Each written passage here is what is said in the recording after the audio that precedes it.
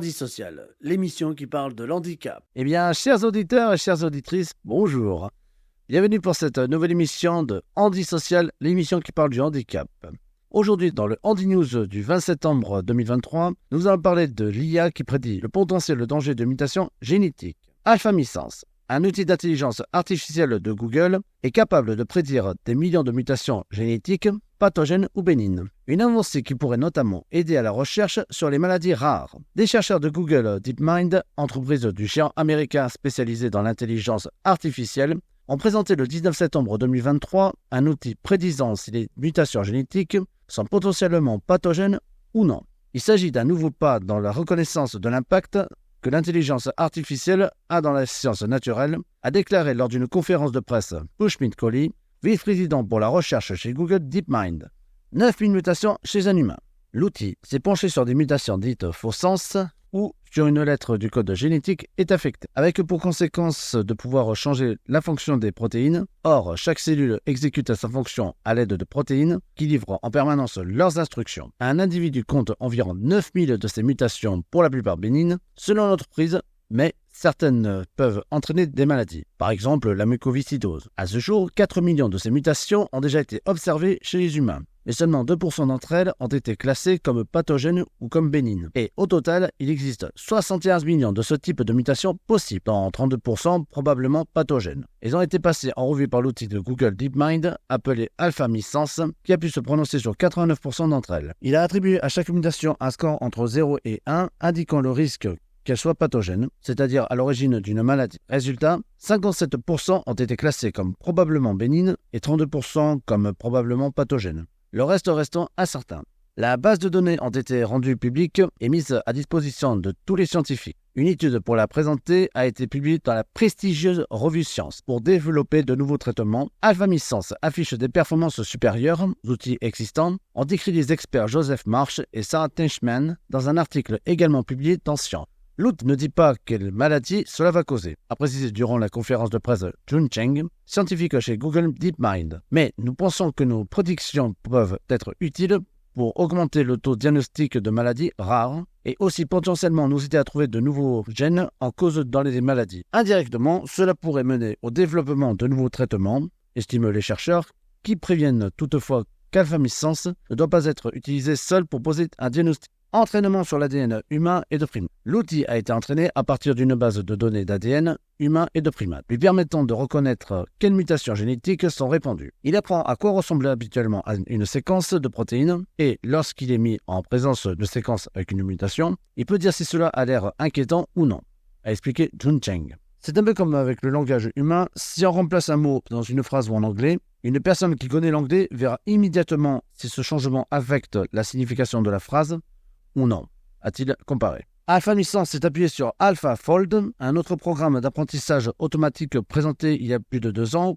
par Google DeepMind, qui avait permis de publier la plus grande base de données de protéines. Nous passons maintenant à la seconde actualité, avec l'AAH, un fraudeur épinglé après sa vidéo aberrante. 1800 € tombent tous les mois sans bosser. Dans une vidéo grotesque, le youtubeur Mertel se targue de percevoir l'AAH et d'autres allocations sans être handicapé, puis propose de partager sa combine. La ministre concernée condamne cet abus. 971 € par mois, sans rien faire, versés par la caisse d'allocation familiale. Dans une vidéo lunaire, le youtubeur Mertel se vante de percevoir l'allocation adulte handicapé, AAH, en étant pourtant en parfaite santé. Je suis juste handicapé sur le papier parce que je me suis arrangé avec un médecin que je l'ai manipulé, explique l'intéressé. La manipulation, la persuasion est une science qu'il faut acquérir. Et comme si ça ne suffisait pas, il affirme cumuler cette aide avec l'allocation de solidarité spécifique, ASS, et l'aide personnelle au logement, APL, soit 1800 € sans bosser. Vive la France, se réjouit le fraudeur. 300 € pour fraude à l'AAH. Le tout, c'est de trouver un bon médecin, affirme Mertel. Certains médecins ne veulent pas faire de certificat médical parce qu'ils ne veulent pas que vous viviez au crochet de la société.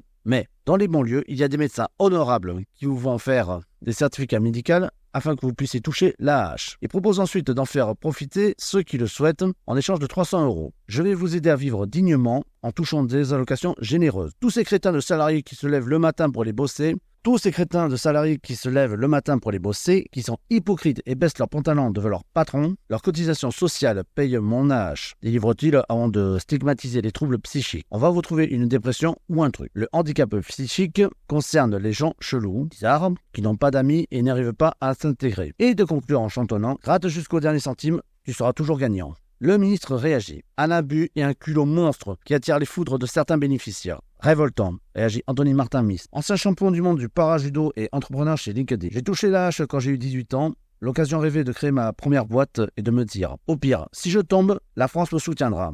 Je n'y suis plus depuis longtemps et je ne la remercierai jamais assez pour cette sécurité qu'elle m'a offerte. La ministre en charge des personnes handicapées s'indigne à son tour. Dès que j'ai pris connaissance de cette vidéo, nous avons demandé aux services compétents d'étudier la situation de cette personne pour tirer le vrai du faux, assure Fadila Katabi. Plus généralement, nous ne pouvons pas laisser se diffuser ces appels à la fraude et je peux vous assurer qu'avec Aurore Berger, ministre des Solidarités, nous serons intransigeants. Dans le cas du handicap, ce genre de message est de surcroît une insulte à l'égard des personnes en situation de handicap et un dévoiement de ce pourquoi nous nous battons. Dans la publication de sa vidéo, la chaîne YouTube de Martel a été fermée. Un service national de lutte contre la fraude a en jeu. 36 917, c'est le nombre de fraudes détectées en 2020 par la Caisse nationale des allocations familiales, CNAF, pour un montant total de 255,5 millions d'euros, dont 1,2% qui concerne l'AAH. Ainsi, en 2020, 1077 indus d'AAH ont été identifiés, principalement dus à une dissimulation ou une fausse déclaration des ressources. Alors que les CAF luttaient jusqu'ici principalement contre la fraude individuelle, des phénomènes nouveaux apparaissent ces dernières années. Fraudes plus complexes,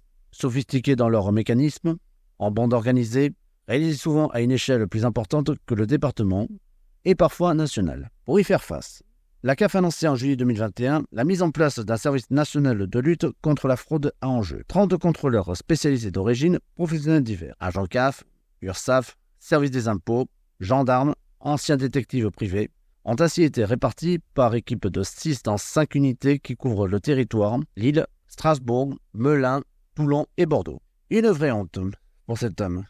Maintenant, passons à la troisième actualité avec élèves harceleurs. Un amalgame risqué avec le handicap. Un décret d'août 2023 qui permet d'exclure des élèves harceleurs sème le trouble. En cause, un amalgame fait par un syndicat de directeurs d'école avec les enfants à besoins spécifiques. Ne pas confondre harcèlement et trouble du comportement. Un décret prévu à l'origine pour lutter contre les élèves harceleurs pourrait-il être instrumentalisé au détriment des enfants à besoins spécifiques, publié le 17 août 2023 et s'inscrivant dans la lutte contre le harcèlement scolaire et le cyberharcèlement promu, grande cause de l'année 2023-2024 par le gouvernement. Il permet en effet, à compter de la rentrée 2023, d'exclure un élève perturbateur pour une durée maximum de 5 jours si son comportement intentionnel et répété fait peser un risque sur la santé ou la sécurité d'un autre élève et de demander sa radiation d'Assan, directeur académique des services de l'éducation nationale, si son comportement persiste. Jusque-là, rien à redire. Une extrapolation dangereuse, mais c'est l'extrapolation qu'ont fait le syndicat des directrices et directeurs d'école S2D interpelle, car voici sa réaction publiée sur son site. Même si cette exclusion possible cache le manque cruel de place dans des établissements médico-sociaux et la présence en conséquence dans nos écoles d'élèves qui devraient y être accueillis, nous estimons qu'il sera désormais possible, avec cette mesure, de permettre véritablement la sécurité de nos élèves et de nos équipes. Élèves du médico-social, donc potentiellement en situation de handicap, nous avons posé la question à ce nouveau syndicat créé en 2021 qui, après une première approche, n'a plus souhaité poursuivre la conversation. Ne pas confondre troubles de comportement et harcèlement. Deux questions se posent. N'y a-t-il pas un risque de dérive pour certains enfants avec des troubles de comportement? Selon André Massin, président de l'AFG Autisme, ce syndicat fait quelques raccourcis et s'inspire de la notice qui résume le texte. Or, il sort du contexte en assimilant les troubles du comportement d'un enfant handicapé à celui d'un autre enfant qui n'a pas eu d'éducation et qui fait preuve d'écart de comportement. Selon lui, la différence est subtile mais elle a son importance. Shamdine Bakalaya, président de Bleu Network et Bleu Inclusion et papa d'un garçon autiste, consent que certains enfants avec troubles du neurodéveloppement puissent être parfois gênants, voire agressifs, mais cela ne répond en rien à la définition du harcèlement. Il n'y a aucune volonté de nuire à un autre enfant en le visant délibérément. Avec des enseignants et autres membres de l'équipe éducative peu sensibilisés, notamment à l'autisme, on pourrait en effet avoir des dérives d'exclusion, s'inquiète André Massin. Mise au point de l'éducation nationale. Selon Shamdine Belkaya, il est grand temps de mettre un terme à ce type de discours malveillant et c'est à l'Éducation nationale de mener ce chantier en son sein. Le discours institutionnel doit être très clair. Justement, l'institution, elle en pense quoi? Tous deux interpellés, le ministère délégué aux personnes handicapées et la délégation nationale à l'autisme au sein des troubles de neurodéveloppement n'ont pas répondu. Alors, handicap.fr a posé la question au ministère de l'Éducation nationale. Voici la réponse de son cabinet. Nous avons pris contact avec le S2D et avons clairement indiqué à leurs représentants que la faculté ouverte par le décret du mois d'août visait uniquement les élèves harceleurs et n'avait aucunement vocation à permettre d'exclure plus facilement des élèves dont le comportement est jugé perturbateur. Indépendamment de tout fait de harcèlement, il a pour ailleurs insisté sur le fait qu'il est en désaccord avec la formulation laissant entendre via la référence au manque de place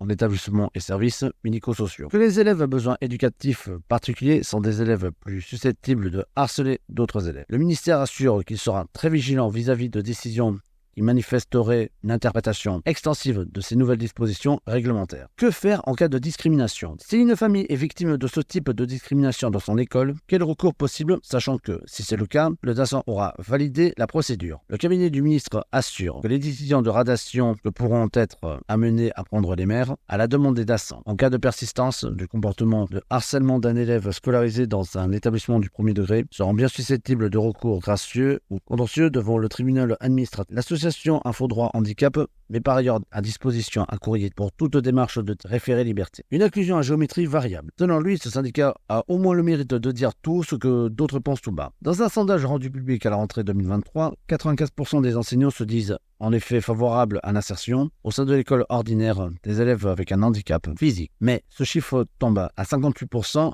en cas d'autisme et 44% en cas de troubles psychiques. L'inclusion reste donc à géométrie variable. Lire sondage des enseignants des handicaps qui bousculent. Le syndicat S2D illustre ses réticences pour le témoignage d'un directeur d'école. Ces enfants peuvent se mettre en danger eux-mêmes, tentent de s'échapper de l'école, escaladent les grilles, se cognent, résistent fortement quand on les saisit. Ils mettent en danger physique et psychique les autres élèves, crient très fort, frappent, jettent des objets dans la classe, renversent tables et chaises, obligent l'enseignant en école à sortir laissant les autres seuls, mettant parfois en danger les adultes, déstabilisent toute l'école. Pourtant, dans le même temps, il consent que ces enfants sont les premiers malheureux, voire en situation de maltraitance, car l'école même en Ulysse ne peut pas répondre à leurs besoins. Pour Chandine Balkaya, ce sont eux qui sont les plus souvent victimes et harcelés. Un manque de solution? Cette situation permet de mettre en lumière une vraie problématique, les lacunes dans l'accompagnement qui peut en effet conduire à des situations critiques. Dans ce contexte, plutôt que d'exclure, il faut, selon André Massin,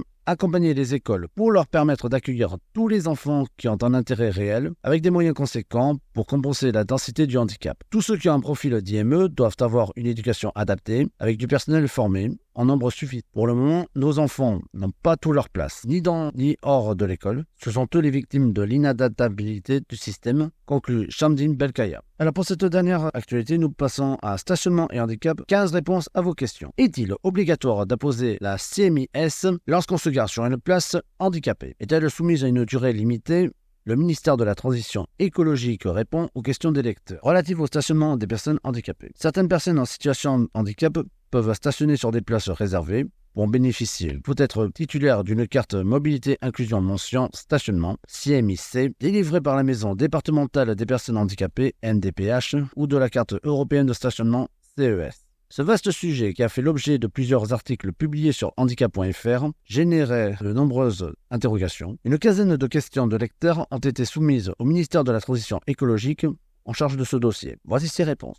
Question. En tant que motard handicapé, le stationnement de ma moto sur une place handicapée est mal perçu pour certains. La loi m'y autorise-t-elle? Les textes réglementaires mentionnent surtout les automobilistes. Ministère de la Transition écologique, il n'existe pas d'interdiction de stationnement d'une moto sur une place aménagée et réservée. Dès que le maire a réservé une place de stationnement par arrêté municipal, elle peut être occupée par tous les titulaires d'une CMI stationnement, uniquement par ces personnes en application de l'article 2213-2 CGCT. Le maire ne peut pas faire de différence de traitement entre ces titulaires, par exemple en réservant certaines places plus larges aux personnes circulant en fauteuil roulant. Une telle différence de traitement serait illégale. CF arrêt de la Cour de cassation du 18 mars 1992, question. Où apposer le macaron handicap lorsqu'on circule en deux roues, sachant qu'il existe un risque de se faire voler? Pourquoi ne pas créer un macaron autocollant? Le Conseil d'État confirmait que la gratuité de stationnement était due dès lors que l'utilisateur du véhicule, en tant que conducteur ou passager, possède une CMI stationnement à son nom.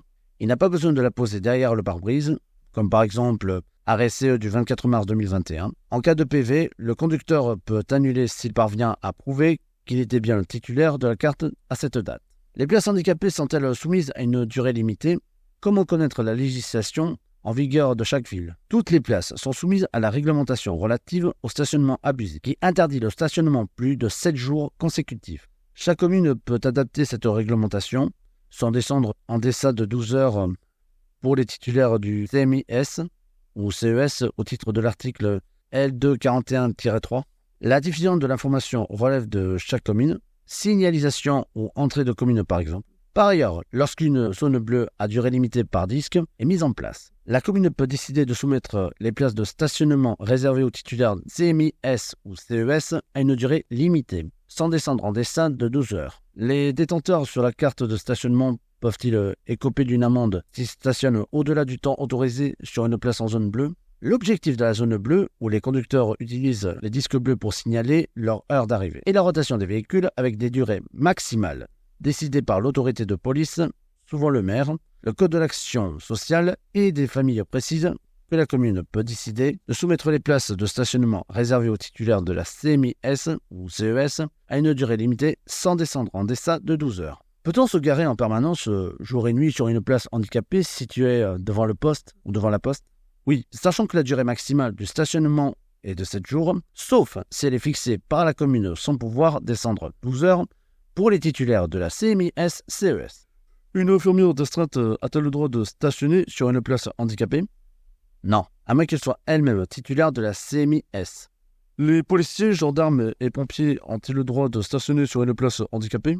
L'article R432-1 du Code de la route prévoit que les dispositions du présent livre relatives aux règles de la circulation des véhicules ne sont pas applicables aux conducteurs des véhicules d'intérêt général prioritaires lorsqu'ils font usage de leurs avertisseurs spéciaux, dans les cas justifiés par l'urgence de leur mission et sous réserve de ne pas mettre en danger les autres usagers de la route. Le livre concerné s'intitule « L'usage des voies » et comporte un chapitre 7 qui réglemente l'arrêt et le stationnement, et notamment le stationnement très gênant sur une place réservée aux personnes handicapées de l'article R417-11. En conséquence, la dérogation de l'article R432-1, accordée notamment aux policiers, gendarmes et pompiers, peut s'appliquer sur ces places.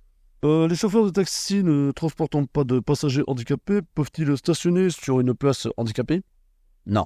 Les véhicules transportant des personnes en situation de handicap, portant seulement un logo handicap, peuvent-ils stationner sur les places réservées sans imposer la carte handicap? Un logo seul ne suffit pas. La jurisprudence permet de contester une amende pour défaut de CMI-S-CES si la personne est en mesure de la présenter après coup.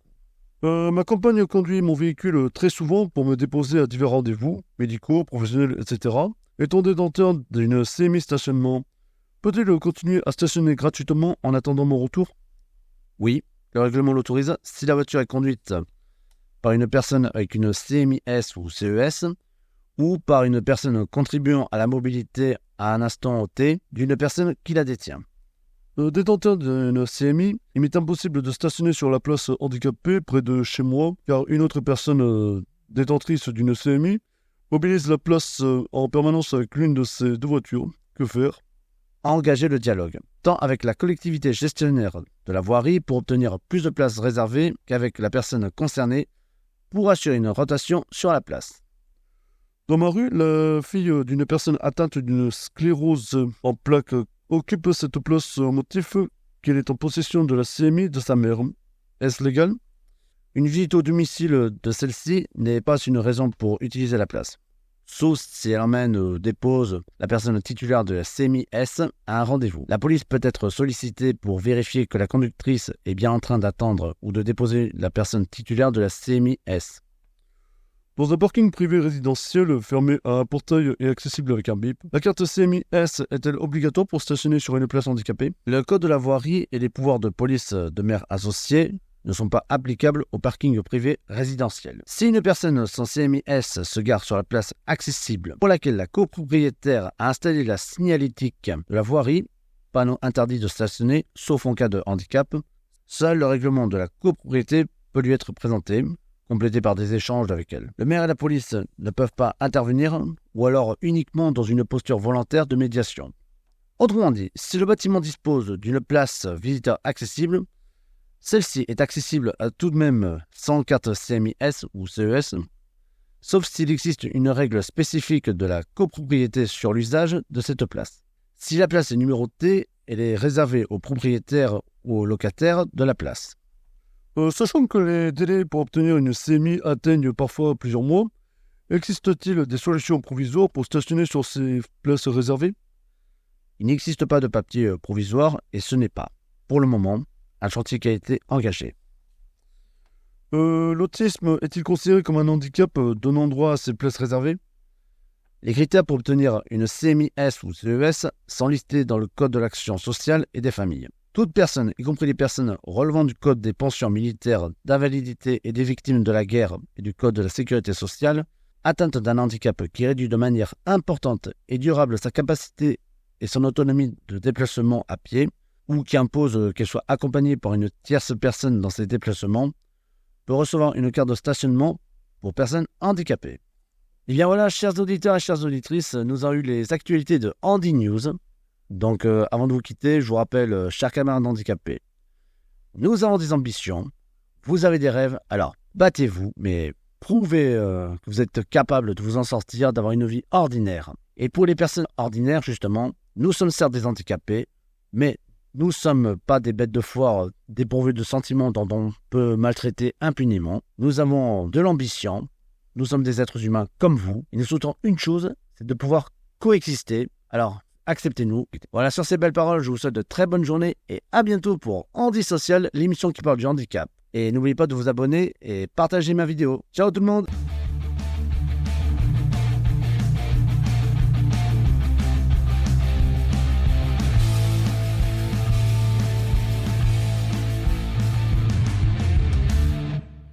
Handy Social, l'émission qui parle de l'handicap.